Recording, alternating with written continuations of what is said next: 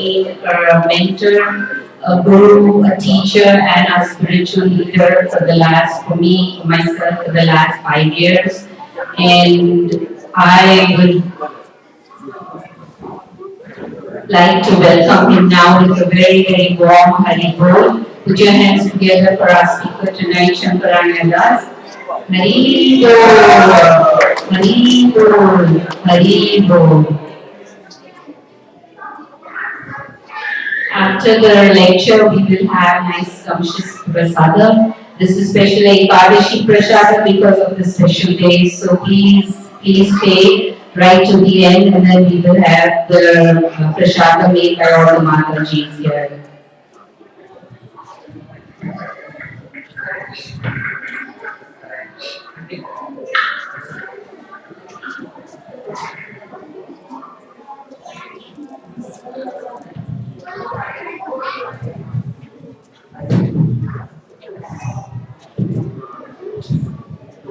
Hare Krishna.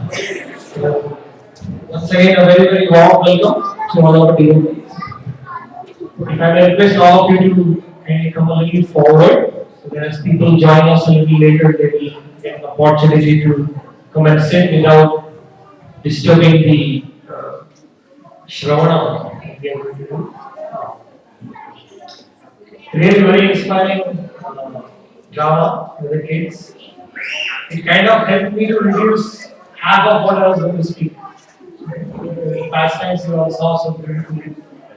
We will start the invocation prayers, and then I'll speak very briefly about the pastimes on this particular Leela of the Lord as given in the Srimad Bhagavatam. But more importantly, we try to understand 5 lessons that we can learn from this wonderful pastime of Lord Narasimha. There are 5, actually there are many, but I thought I will share with you 5 spiritual lessons that we all can learn. You can, Vishnu,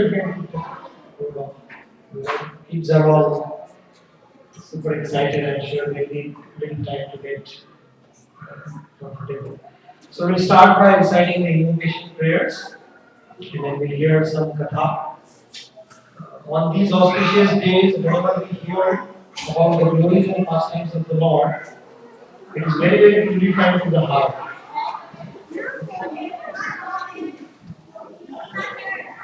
We need to close that door so that. So, this is a very, very potent day. Lord Narasimha appearing is a very auspicious day. Whatever little we can hear and remember the Lord brings a lot of purification and blessing. So let us try to do this as a service to Lord Narasimha. You can repeat after me, or rather with me, in the interest of time.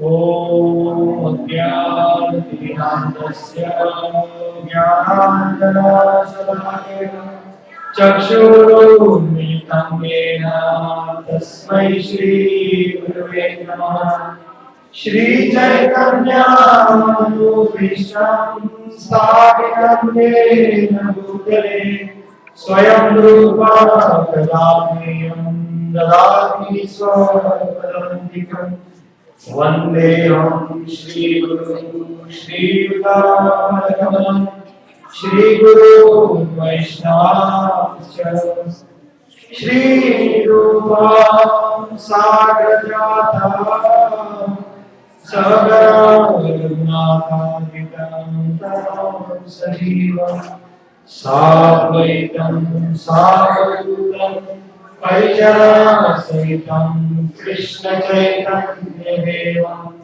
Shri Radha Krishna Radha Saragana Lalita Sri Sharantam He Krishna Karuna Sindhu Dinabandhu Jagannath Gopesha Gopika Kanta Tapta Kanchana Gaurani Radhe Vrindavaneshwari Vrishabhanu Sute Devi Pranamami Haripriye वाञ्छाकल्पतरुभ्यश्च कृपा सिन्धुभ्येव पतितानां पावनेभ्यो वैष्णवेभ्यो नमो नमः। जय श्री कृष्ण चैतन्य प्रभु नित्यानंद श्री अद्वैत गदाधर श्रीवासादि गौरभक्तवृंद हरे Krishna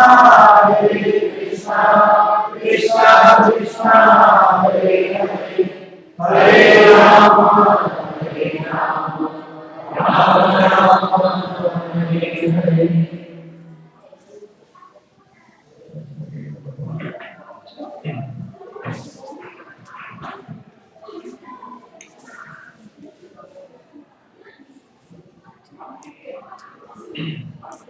Hare Krishna.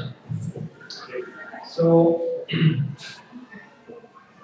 most of you know that this particular story of Lord Narasimha coming to protect his dear devotee Prahlad is very, very known and popular.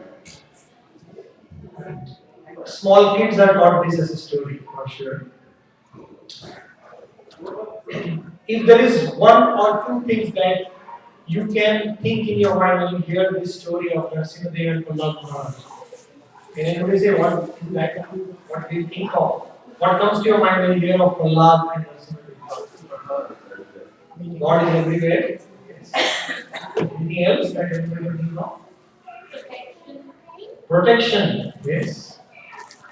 Any other? No? Belief in God. Very nice. Any other thoughts? Worship culture. Age is not very good. That's saying very good. Age is not a bar. How we should make sure that there is too much noise. So we will recite one words, all of us. Unfortunately, I don't have it on a display, but you can hear.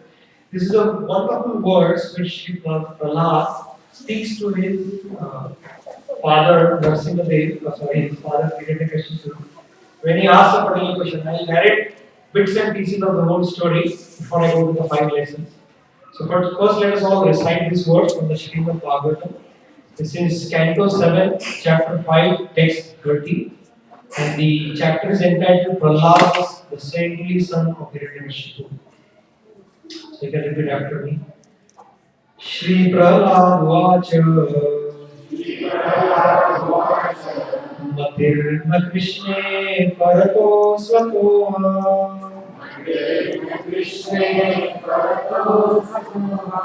Nito Vitate Tagraha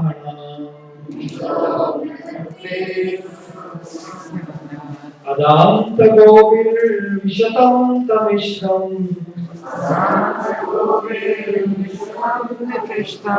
Puna Puna Charvitas Charvana Puna Puna Charvitas Charvana Matirna Krishne Parato Svato Krishne Parato Svato Nito Vipatye Tagraha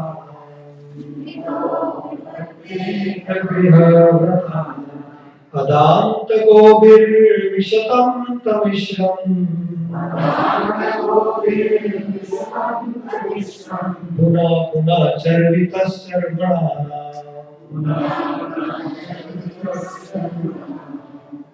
Translation.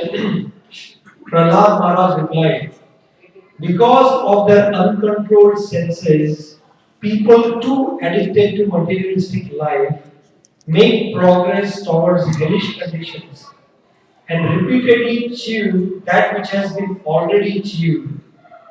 Their inclinations towards Krishna are never aroused, either by instructions of others, by their own efforts, or by a combination of both. So if you see, this particular pastime of the Lord starts way back when two doorkeepers of Lord Vishnu, Jay and Vijay, by their own desire, wanted to satisfy the Lord's desire to also fight. The Supreme Lord is one Supreme Lord, and he desires to engage in different bhav with his devotees. So there is a particular quality of the Lord where he wants to exhibit chivalry.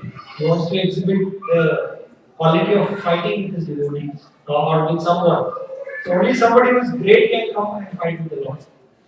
So these two people, Jay and Vijay, they take three birds as Kumbhakarna and Ravan, Shishupal and Bhattavakra, and Hiranyakashipu and Hiranyaksha. So the story goes as follows that Hiranyaksha is killed by the Lord in his Varaha form, and Hiranyakashipu becomes very angry, and he wants to take revenge by killing Vishnu. So one day Narad Muni comes to his house, and what is Narad Muni known for? He is known to be a catalyst to enhance the Lord's pastimes. So Narad Muni comes to Hiranyakashipu's house, and Hiranyakashipu is very angry and frustrated and morose. And he has what happened? And he says that my brother was killed by Vishnu, a special avatar as Varaha. So I want to kill Vishnu and become a supreme. So Narad Muni says that's not possible, but you can attain some special bodies by which you can actually try to fight with the Lord. And he provokes Hiranyakashipu at some point in such a way that Hiranyakashipu becomes very angry on Narad Muni. And he takes out his sword. He has a very special kind of sword called as Chandrahas. It is said that that sword that Hiranyakashipu had, once he lifts it with somebody's name, that sword has to go and kill that person. He could go and cut that person into pieces and come back. So when he gets angry and says, now you try to insult me that I am not a supreme, so you should be killed. So the sword goes and tries to kill Narad Muni, but Narad Muni being a transcendent person, even though the sword goes to his body stays intact. And Hiranyakashipu says, wow, this is amazing. He asked Narad Muni, how did you get this type of body? I want this type of body.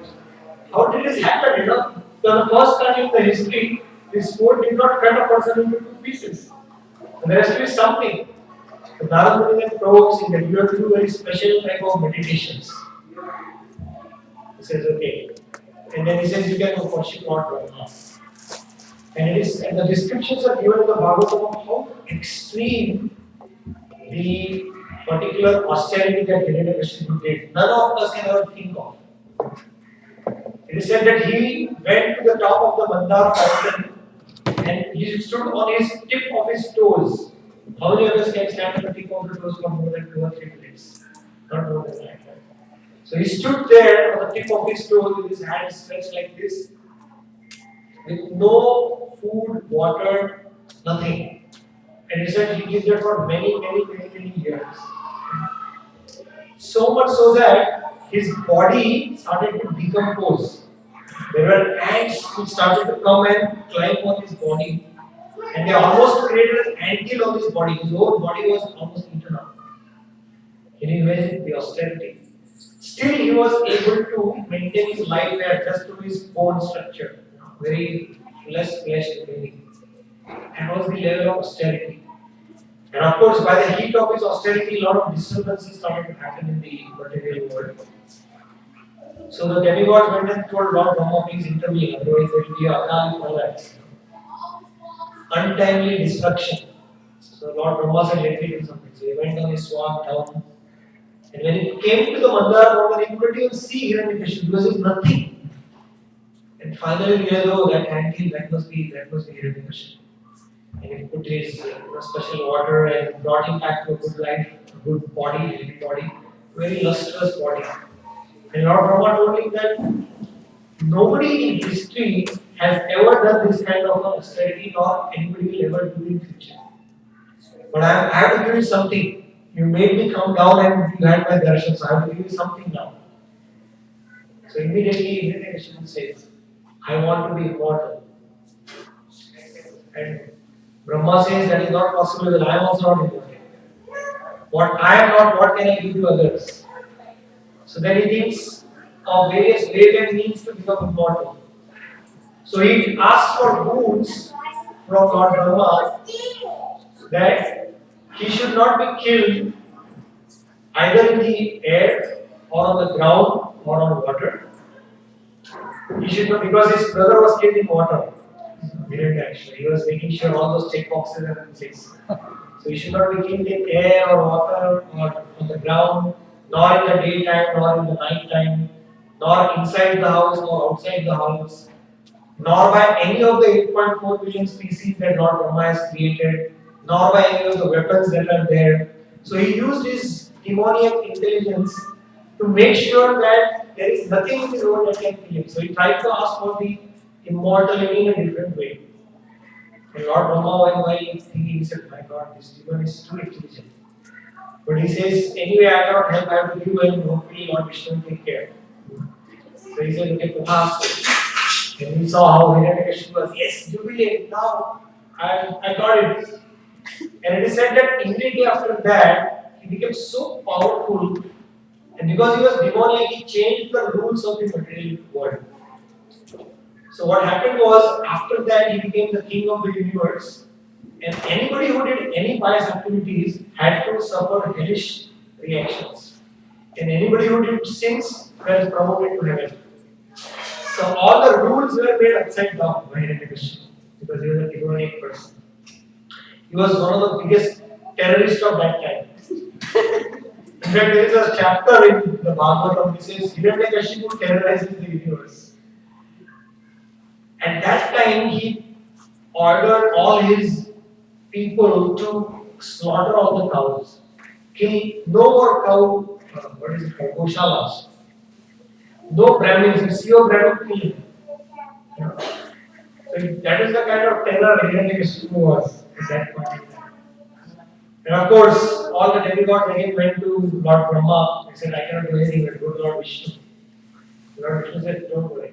When the time comes, I will take care of it." And obviously, while he had gone for his meditation, his wife Kayadu was pregnant with his son.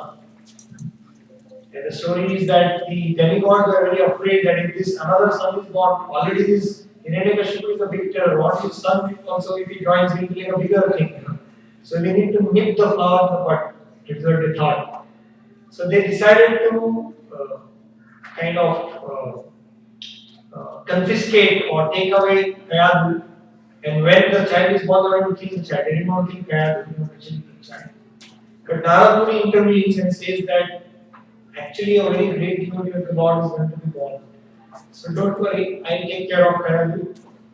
And after the child is born, I assure you that the child will not be a demon, he will be a great devotee of Lord Vishnu.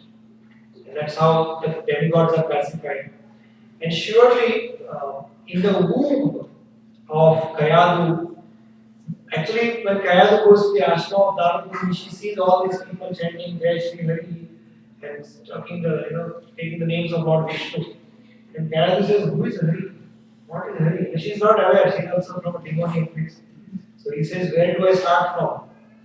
How do I start telling you about the Lord?" And then he narrates beautiful descriptions of the Lord. And it is said that Kayadu forgets everything, but her son, Prahlad, in the womb, remembers everything. And then, of course, when he is born, we saw how Hiranyakashipu had to be killed. So there has to be a frustration for him. So there are many wonderful things that happen where Hiranyakashipu wants his son to become the best of the demons. Like all of us in the room, most of us are parents. We always want that our kids should become what we couldn't do, or better than what we are. Right? If you're a doctor, you want your child to be a doctor or an engineer or whatever.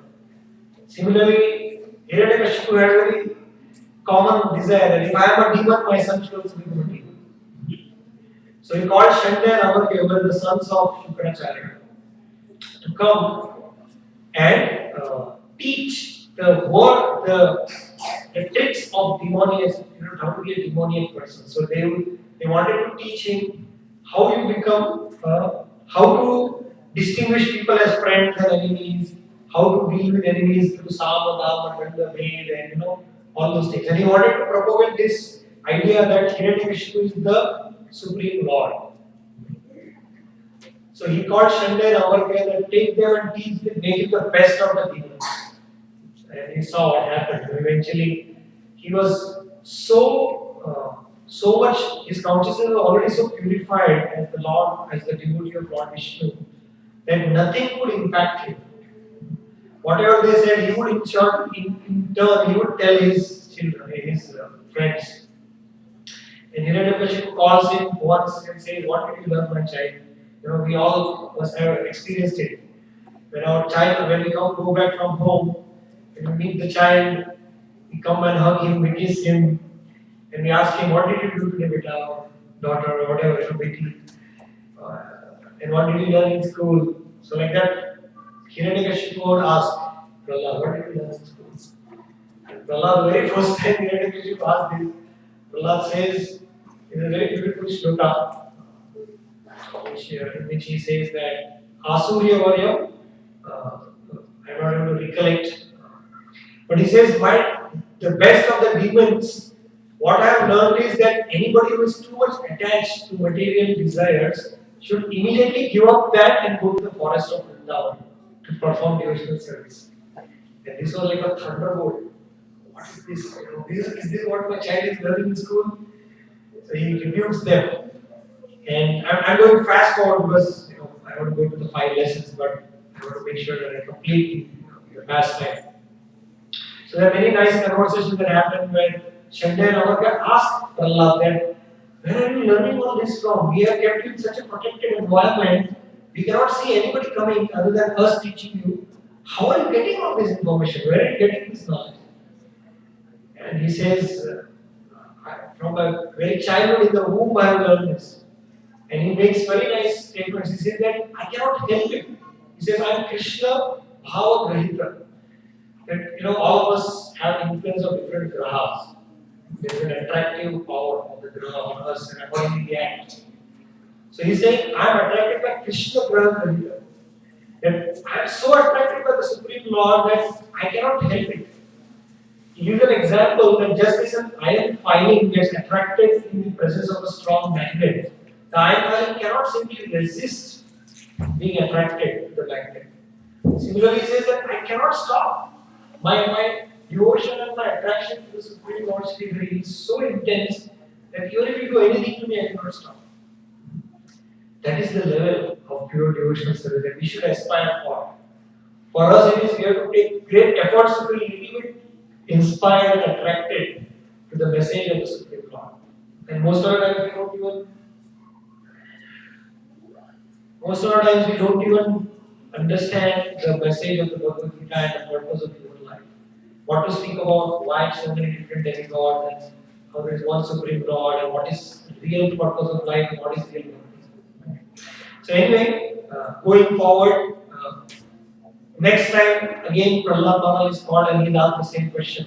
This time he says that this verse that we read, that anybody whose intellect is not attracted to the Supreme Lord will end up chewing the chew. Punah punah charita charvana. Meaning, it is said that this material world is an alien thing for the spirit soul. We are all we are not human beings with a spiritual experience. We are actually spiritual beings with a human experience. So, by the Mahashakti of the Lord, we get attracted to the same things again and again, life after life after life. And we tend to do the same things. Janma, Mrityu, Jara, Vyadhi. And the same as routines of family life, maintaining family, becoming old and dying. So that is called Punah Punah Charvita Shamara, chewing the chew. There is after some time, nothing in this material world beyond the point is happiness. If you analyze, for anything to give us happiness in this material world, it is very short-lived. After some time, that same thing stops giving you happiness. It is something else to be happy. But we try to extract happiness from the same thing.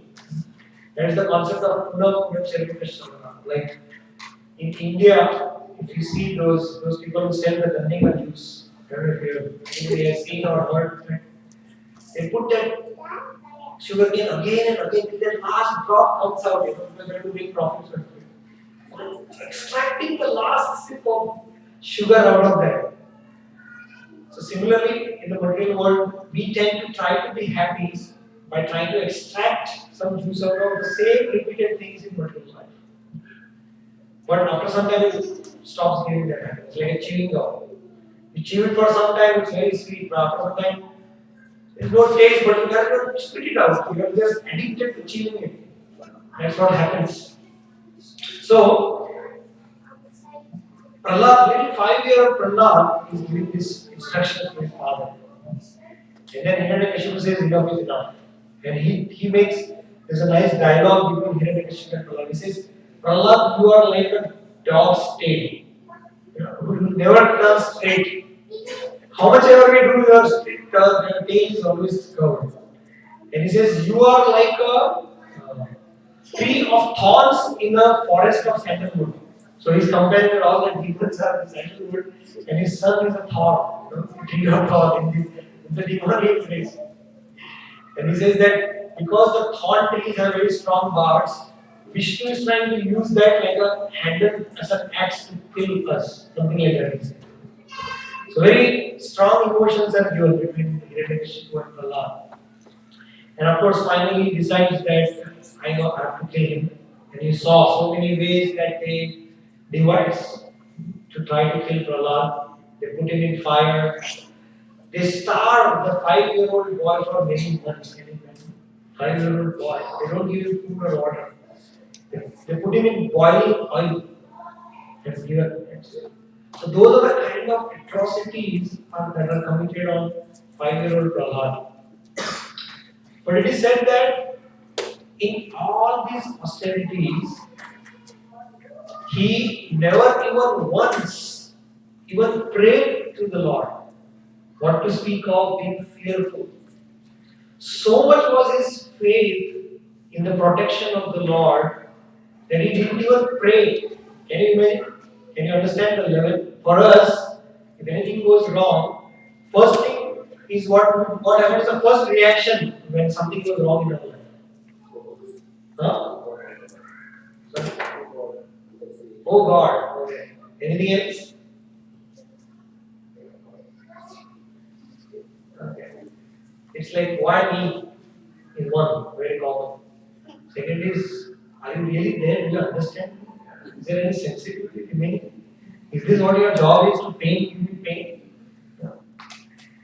If you don't understand that everything that happens is Lord, the Lord loves every living entity so much. He doesn't does any father or does any of us as a parent take pleasure in seeing the pain of our child? Is there anybody? No, right? So how will the Supreme Father take pleasure in giving pain? Of course, there's a different aspect of karma and all which I won't go in detail if you have to understand it. But for sure, we must understand the Lord undergoes the same or more pain when he sees, especially his devotees who are surrendered to him, go through something like this. And it is said that every time Prahlad was being put into this, it was the Lord who would protect him and he would experience that pain. But Prahlad was never again. Hence, Prahlad never experienced that pain. And obviously, so many things happened. And finally, Hiranyakashipu decides that I will take matters in my own hand.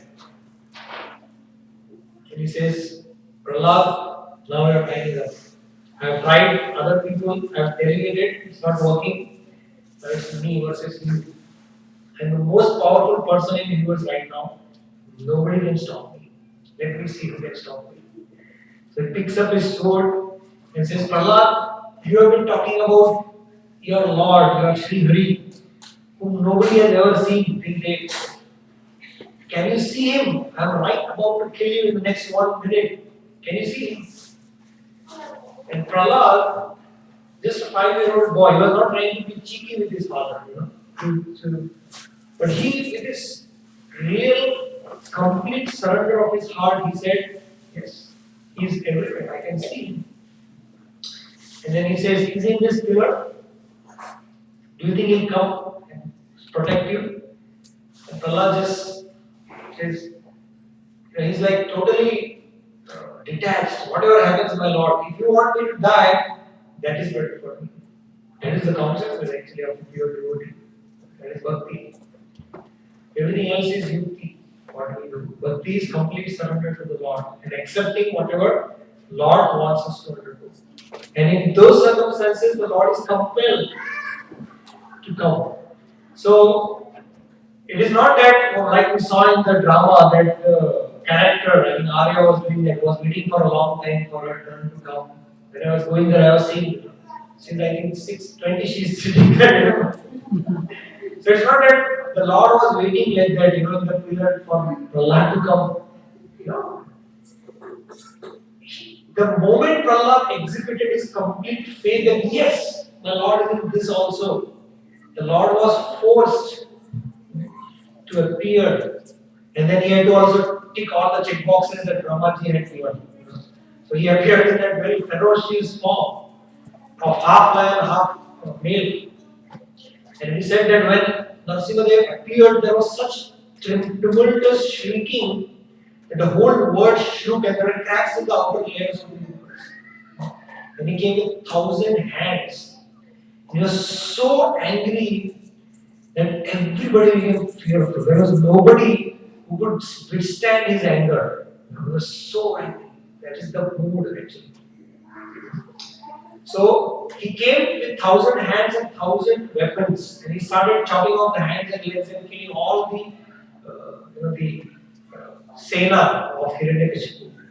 And because he had to satisfy because he came at noon time, so he had to wait till dawn, dusk, just about the time when the sun is setting, the Lord appeared. I mean, sorry, he waited for this time because he had to satisfy the mood that nobody should, he should not die in the day or night. And then he took him on the fence of the outside and inside and took him on his lap. So he's neither on the ground nor in the air, either on the outside nor inside. And he himself was not any one of the 8.4 billion species that Brahma had. It was something very unique. And finally, he just tore open the stomach and intestines and killed Hiranyakashipu. So Narasimha Bhagwan ki Jai. So Narasimha, after he killed Hiranyakashipu, actually it is said that when this fight was going on, all the demigods came in the sky to see, but they were so afraid of Hiranyakashipu.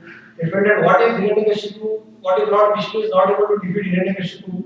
He will see that we saw that day and then he will come after us and hit us. So they were all hiding and watching. They were not even feeling that they should watch. But finally, when Lord Vishnu, in the form of Narasimha, killed him, they all came out and congratulated Lord Narasimha. And he said that Lord Narasimha was so angry that he did not pay heed to anybody. He first said, Brahmaji, please go. You go and try to talk to him. So Brahmaji was so. The moment he saw Brahmaji, he said, don't give such foods ever again to anybody else. Brahmaji was very afraid. And then Lord Shiva tried, everybody tried. And they finally decided let Mother Lakshmi go, his eternal consort. Maybe most of the time mothers are the feminism of the house is the modest or the more caring or whatever you call it. And Mother Lakshmi said, no, I don't think I can go. I have never seen him in such a ferocious form. I don't think I can go near this. And then they said, okay, there's no other hope but ask Prahlad to go. And they said, please go. And we talked to Narasimha. The moment Narasimha saw little Prahlad, he became completely pacified. His eyes became moist, seeing his dear devotee. And he put Prahlad on his lap and he put his hands on Prahlad. And the moment Narasimha hands touched Prahlad, his body went in ecstasy because the Supreme Lord is touching him. So that has been explained. That Prahlad went into ecstasy, just experiencing the touch of Narasimha. And Narasimha said, my dear child, I am extremely pleased with you.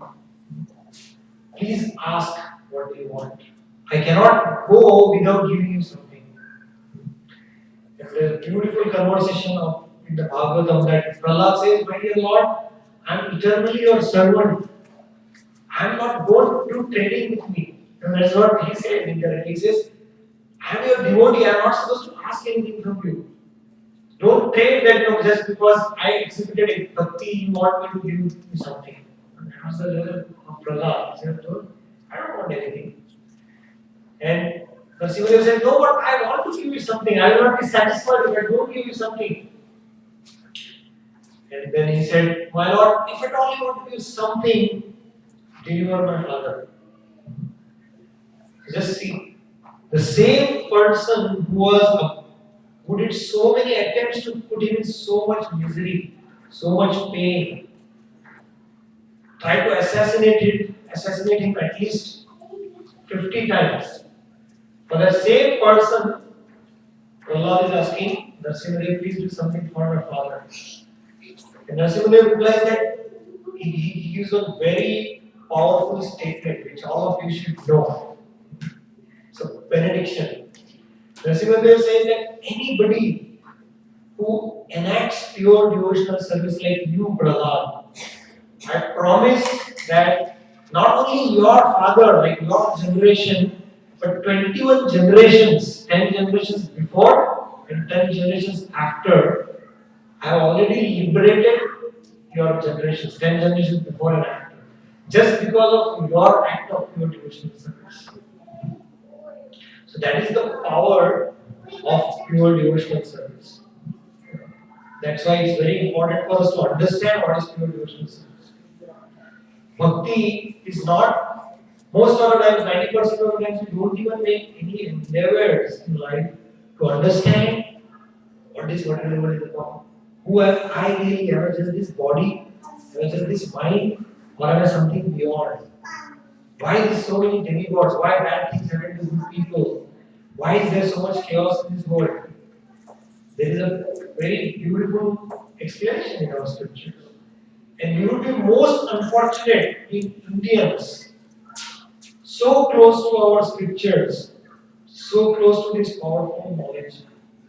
And still, if we do not endeavor to know it, do not endeavor to imbibe it in our life, it's a life wasted. There's no greater wastage than wasting your given form of life without at least giving yourself a chance to understand higher truths and the process.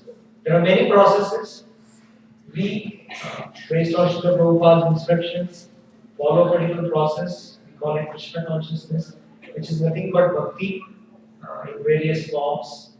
And whatever we do, there is a scientific basis as to what we do. Whether we chant, whether we eat prasadam, or whatever we do, there is a scientific basis behind it. So, I will quickly enlist these 5 lessons. Of course, before I go there, somebody said that Narasimha Dev also means protection. Right? So there is one more qualified that particular form of the Lord. Yes, Lord Narasimha is an epitome of the Supreme Lord, taking a special form just to protect his devotee. But there is a qualifying adjective to the protection. You know what is that? Can you guess what is that? It starts with I. I dot protection. I means the word. You know what it is? What is this? We are in the world of what? Instant gratification. Everything is instant. We need everything instant. The coffee has to be instant. The study has to be instant. I was recently reading one research. It said that the attention deficit of individuals is coming down to 8 to 12 seconds at max. So you can keep your thought maximum 8 to 12 seconds on anything. And the longest that you can read is maybe text messages. Beyond that, your mind does not simply comprehend anything. That is that we have neurosurgeons here who will endorse it little later. So yeah, that's the problem, So instant. So Narasimha Dev stands for instant protection. Not just protection, immediate protection. If you call out to him, he has to be there. But you have to have that surrender and faith like Narasimha Prahlad had. Do we have the faith like that? Here's the question.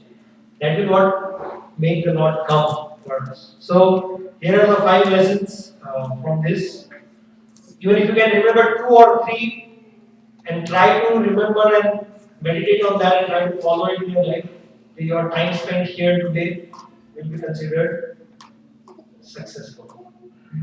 So the first lesson is from this story is the only way to be satisfied is when you can control your mind and senses. Hiranyakashipu had everything at his disposal. There was nothing that represented by the movement of his eyebrows. He could control the temperature of this material world. Sun could rise and there was absolutely nothing he could not control. Still, he was miserable. Why was it? Because everything was in control, but his mind and senses were not in control.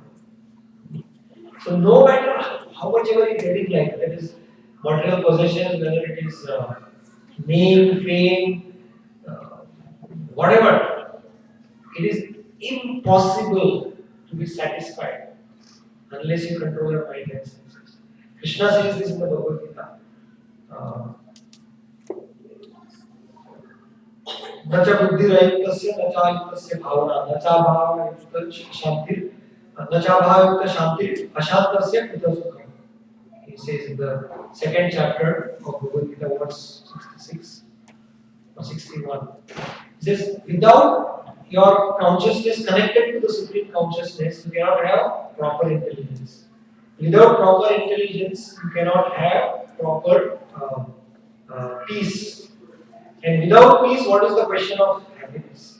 So these are precursors. Ashantasya kuddha sukham. If you are not shanta, if you are not satisfied, there is no question of happiness. It's just a eyewash. If you really want to be peaceful, at the end of the day, it's not the money, it's not the things that money can buy that will make you happy. It's a state of mind. That is be satisfied and peaceful. Those things make you happy, but for a very short time, and they will again agitate you. So, unless the satisfaction is there, it is impossible to be happy. And that satisfaction is possible only by control of mind and senses. And that lesson comes from Hiranyakashipu's character. That is first lesson. Second is the only way to be fearless in this material world is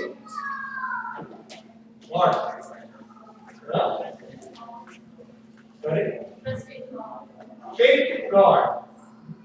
Our insurance policies, our financial planning, what have you in this world? Nothing is going to make you feel fearless. It is not. All of us are very expert in all that, but are we fearless? We still have all the same anxieties. What will happen? What if the bank goes up? Everything is gone. That is the truth. So there is no question of being fearless unless we have complete faith in the Lord. If the Lord wants, He can maintain us, He can protect us, He can do anything with us. That should be the faith. And that is what He has done. That is what He is doing to us all the time. We don't realize it. So fearlessness comes only with faith. To the extent you have faith, to that extent you are fearless. To the extent you have fear, to that extent you have no faith. Like that. Second, third lesson is the Lord is Bhaktavatsala. He loves His devotees so much that the enemy of His devotees He makes him His enemy. You see what I'm saying? Anybody who is completely dedicated to the service of the Lord loves that devotee so much that anybody who tries to become an enemy of that devotee, the Lord becomes the enemy of that person. And that is demonstrated here, when Lord became the enemy of Hiranyakashipu because Hiranyakashipu became the enemy of his devotee Prahlad. The Lord is Bhaktavatsala. He loves his devotees beyond anything and everything else. Fourth lesson, he is very grateful to his devotees for all the pain that they undergo. It is said that the Lord uses his devotees to teach the world what it means to become a devotee. We can happily say I am a devotee, but do we really know what devotion means or what the Lord What really is devotion is given in the Bhagavatam. The stories of his devotees explain what is the real devotee. There is no story in the Bhagavatam where everything was very rosy. Most of his devotees had to go through very extreme situations. And that is why they are mentioned in the Bhagavatam. That is why we take them as examples in our life. What it means to be a devotee. So, the Lord is grateful for that. When the Lord uses his devotees to enact his pastimes, it is not that Prahlad did not experience the pain, it was just a pastime that Prahlad today is going to come in some time. No. He really had to go through all that anxiety of being tried to be chopped and killed and burned and spit upon and whatnot, and like fasting, everything. But the Lord, when he saw Prahlad, he was so grateful that his eyes were moist. Can you imagine? The Lord is crying, seeing the reciprocation of his devotees. My Lord, my child, you underwent so much for me and I am grateful. And that is the reason to reciprocate his gratefulness. The Lord came out of the pit. This is the fourth lesson. In the fifth and final lesson, there are many, but I wanted to share five with you, is obstacles in devotional service are an opportunity to go deeper in our shelter to the Lord. Most of the times, unless you are really fixed up in your understanding of bhakti, the reaction is we tend to question God. We don't take shelter God, we challenge God. Right? Most of the time we say, why? Why this is happening to me? But we should instead take shelter of the Lord. And my Lord, maybe I have done something so bad that I deserve even worse. But you are protecting me and giving me only a token. That is the consciousness, that is the consciousness that is necessary for being called as a devotee of God. So obstacles, the last message. When you are in this material world, there are only two things that are certain. Can anybody say what are those? Okay, life you are already there. Death is. Somebody says taxes and death and all that. But sufferings are inevitable. What is that statement? Misery is inevitable, suffering is optional. So three types of suffering, Adhyatmic, Adhibodic and Adhivedic, are inevitable. Whoever you may be the president of this, the most powerful nation, you may be a film star, a sports star, or a pauper in the road. Three types of miseries are inevitable. There is no compromise on that. So all of us have to go through these obstacles. But the choice is ours whether to go deeper in our surrender to the Lord by trying to understand more about why this is happening to me, understanding His instructions in the scriptures, and trying to follow some instructions at least, if not 100%, so that we can make our life perfect and gain the mercy of Lord Narasimha. I'll end with the 2-minute story because normally people will tend to feel that Narasimha Dev instant protection and all was like many million ago, and there are the whole Andhra Pradesh is that area of Tahobilam and all that Punya Kshetra where Lord Narasimha did so many things. So it's all very old. It's not relevant. So I will share a few stories which are real stories that happened within our society of devotees, Iskcon. Srila Prabhupada, the founder of Iskcon, he introduced the worship of Lord Narasimha Dev of the various incarnations of the Lord. He specifically wanted devotees to worship Lord Narasimha Dev because he stands for that. That is that aspect of the Supreme Lord by which he is grateful to his devotees and wants to protect his devotees. That's why we worship him in the Lord in that form. So there is a story of some devotees in Russia. At that time, they were behind the Iron Curtain, so it was not allowed to practice any other spirituality. So they were jailed for that. And it is in a book actually for Salted Bread. And these devotees, they were so much wonderful devotional that even in the jail, they were not given anything. They were like bare. threadbare, nothing inside everything. So these devotees out of that devotion, every day in the morning they would wake up at 4:30 and they would pretend that they have conscience and they would be like, "Ooh," with their hand, and they look at the wall and they imagine an altar in the wall and they imagine the deities and they will actually do Mangalarti. Nothing, just like doing the action of doing this and as if somebody is doing it. So they would do that, and some days later the jail authorities came to know that these people are still doing something spiritual, religious. They said, we need to teach them a lesson. So they said one day we will go and catch them red-handed. So they went early in the morning. And what they did was they got four big greyhound dogs. Has anybody seen a greyhound dog? Just today I saw one incident. It's really huge one. Like sometimes you feel is it a dog or some like a buffalo or something. It's really ferocious guy. That if a dog like that comes running after you, you not even have time to pray. So they got four dogs and they opened the gate of the jail. And they told his devotees, look, we thought you doing this, we want you to stop doing this now. If you don't do this, we'll release these four greyhound dogs and they're well trained to eat the last bit of flesh from your body. And they were like so much into the thing, they said, anyway, the Mangala Arati over, and what is the next thing that will happen after Mangala Arati? Narasimha. So they said, we continue. So they just decided to continue and they started chanting Narasimha prayers. The Narasimha Arati, and they released these four dogs.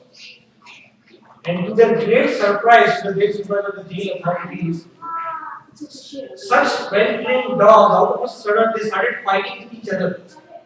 They started fighting with each other and started creating a chaos for these people to even manage.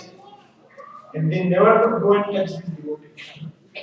That is the mercy of Lord Narasimha. That they also demonstrated that faith. But no matter now, anyway, Lord Narasimha was chanting his arati. These people are the killers. And that's how he was protected. There are many. There's one more where devotees in the US, when Prabhupada came and gave this process of bhakti, there were many people who were antagonists, especially the Christian missionaries or the Hell's Angels and those kind of many. There are many stories where initial devotees, they were mostly enlightened devotees, practicing bhakti yoga, following our Bhagavad Gita and Srimad Bhagavatam much better than we do. And they were targeted by many of these people because they felt it's a cult and So one time, a very dangerous gang came to kill a few devotees who were there. And they were across the street and they challenged them that we are here now, we came with sticks and chains and all that to beat up the devotees. And they all came and they knew that these are rogues, nobody can find them. And they felt that now we are going to be beaten black and blue. And everybody just started chanting the names of Narasimha Dev and praying Lord Narasimha. And to their great surprise, as they were walking, a big truck came and hit these people. And I don't know what happened to them, they died or they got very serious injuries and they got personally protected. The devotees. So these are just two out of innumerable examples that Lord Narasimha Dev can protect his devotee. If we have a right understanding and the faith and surrender to Lord Narasimha, all protection and blessings are guaranteed. So on this particular day, we should sincerely pray to the Lord because He has just appeared and He is with Prahlad. So He is Shanta Narasimha. When He is Prahlad is Shanta Narasimha. That's why in most of the photographs you see Prahlad standing. And we are recommended not to worship any Shaligram Shila or any Shila without Narasimha Dev, without Prahlad. So this is just a few words about the devotees of Narasimha Dev and Prahlad Maharaj. Let us try to imbibe whatever 5 lessons we learn, at least 2 or 3 you can meditate upon and try to imbibe. That will be a great spiritual advancement on this particular day. Thank you very much. Hare Krishna. Narasimhadeva भगवान की जय। भक्त शिरोमणि प्रहलाद महाराज की जय। श्रील प्रभुपाद की जय। So, any thoughts? You would like to add anything or any questions? Or I know it was very intense and quick. So, if there are no questions, I think we have completed the Aarti also, so it's just the Prasad beginning. So, once again, thank you very much to all of you. And a quick announcement, we have coming Friday, or next to next Friday, a very, very important event that is happening. Uh, we all heard of Narasimha Dev, and I also mentioned that there is a very special deity of Lord Narasimha that is being worshipped in one of the Iskcon temples in Mayapur Dham. So the sitari of Lord Narasimha Dev, sitari is that crown of the Lord which if you go in temples they place on the blessings. So the same sitari of Lord Narasimha Dev, very pragat, very active deity of Lord Narasimha Dev, is traveling all the way from Mayapur, and they are on a tour of North America. They are visiting all Iskcon centers and temples. So we have the privilege to have them on Friday, 15th May, from 5:30 onwards. Yeah, the program is at 5:30. It starts early because we need time. So please come, and along with that, there is another beautiful spiritually potent thing called as Shoes of Lord Nityananda. Some of you may not know, but a very great personality, an incarnation of the Lord, Lord Balaram. His shoes are also coming, and it is brought by none other than a very